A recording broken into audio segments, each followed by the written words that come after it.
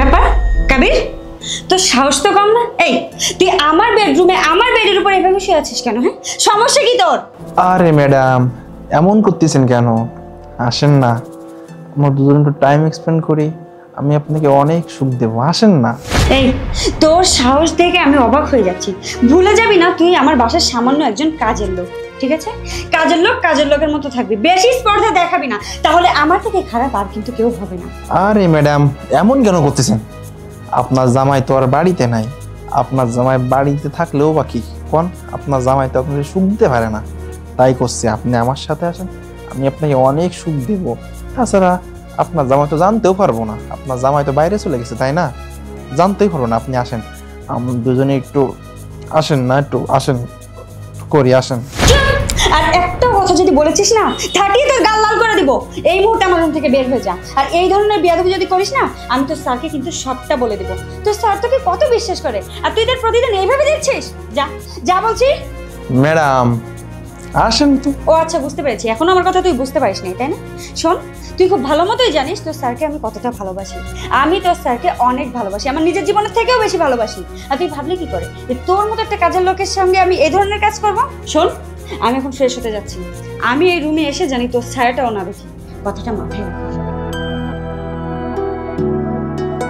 না, তুই ঠিকই বলছিলি। স্যার দেখছেন তো, আপনি তোমার কথা বিশ্বাস করতেই চান না। ম্যাডাম আপনারে অনেক ভালোবাসে, সেটা তো আপনি স্বচক্ষে প্রমাণ পেলেন, তাই না? হ্যাঁ ভাই, তুই আসলে সত্যি বলেছিস। দেখছিস আমার বউ কত ভালো, আর আজকে আমি আমার চোখের সামনে দেখলাম আমার বউ আমাকে কত ভালোবাসে। আমি তাকে কত সন্দেহ করতাম, অযথাই সন্দেহ করতাম। ও স্যার, আপনি ম্যাডাম রে নিয়ে কোনো রকম টেনশন করেন না, ম্যাডাম খুব ভালো মানুষ, ম্যাডাম আপনারে অনেক ভালোবাসে। যাই হোক, এখন আমি টেনশন মুক্ত। তুই একটু তোর ভাবিকে দেখে রাখিস। তোর ভাবিকে নিয়ে আমার কোনো টেনশন নেই, কোনো চিন্তা নেই। আমি ফ্রি ভাবে খুব ভালোভাবে বিদেশে যেতে পারবো। আর হ্যাঁ, কাজ কাম সবসময় ভালোভাবে করবি, ঠিকঠাক ভাবে করবি। ভাবির খেয়াল রাখি কিন্তু। ঠিক আছে স্যার, আপনি নিশ্চিন্তে যান, আমি সমস্ত কিছু দেখে শুনে রাখবো। আচ্ছা ঠিক আছে, সাবধানে ভালো থাকিস। হ্যাঁ ঠিক আছে। ভালোই হয়েছে বলো, ও চলে গেছে। এখন আমাদেরকে আর কেউ ডিস্টার্ব করবে না, শুধু তুমি আর আমি। একদম ঠিকই বলছো, তোমার এই খ্যাত মার্কা জামাইয়ের সত্যি আমার পছন্দ হয়। কি করবো বলো, বাবা আমার বিয়ে দিয়েছে, এখন কিছু তো করার নেই। আমারও তো ওকে পছন্দ হতো না, কিন্তু তুমি আসার পর থেকে আমার জীবনটা পুরো রঙিন হয়ে গেছে। ঠিক আছে, চলো তাহলে আমরা শুরু করি। হ্যাঁ।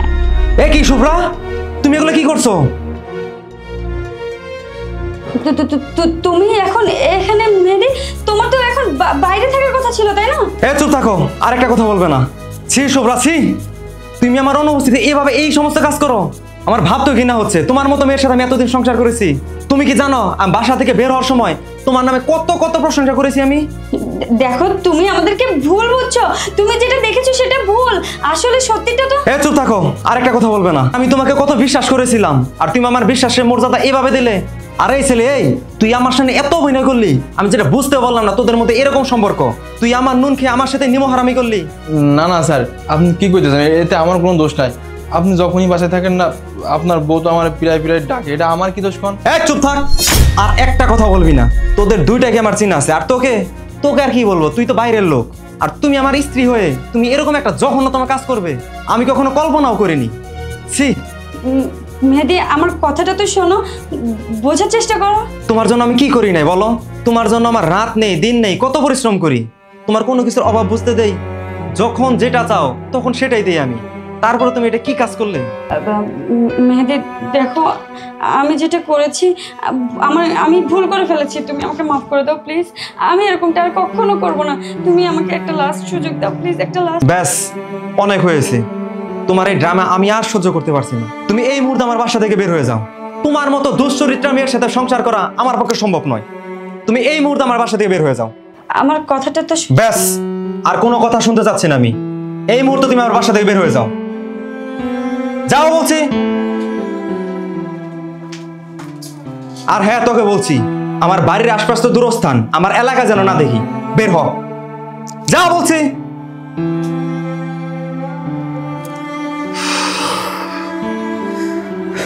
কাদের জন্য করলাম এতদিন আমি এসব?